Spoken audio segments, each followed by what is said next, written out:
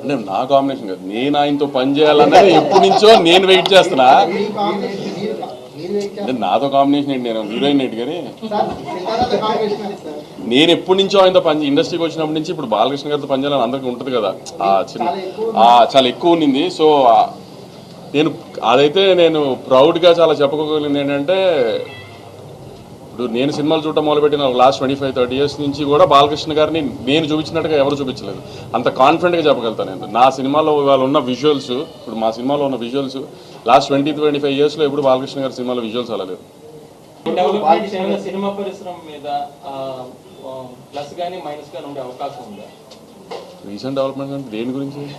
అల్లు అర్జున్ గారి అరెస్ట్ బయటకు రావడం. సార్ ఒక్క డాకు మహారాజ్ గురించే మాట్లాడుకున్నాం ప్లీజ్. నేను అందుకే పేరు చెప్పలేదు కదండి. రీసెంట్ నాకు రీసెంట్ డెవలప్మెంట్ అంటే సినిమా మీద ఏమైనా అది ప్రభావం వద్దా సార్, అసలు ఆ ఎలిమెంట్లు